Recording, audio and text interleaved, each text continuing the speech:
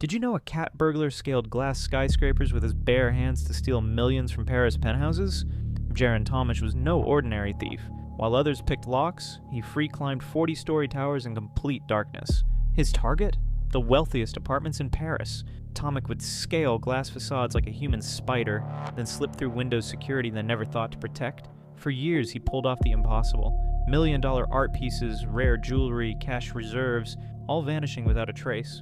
But during a museum heist, one fingerprint on a skylight brought down his entire empire. Follow for more.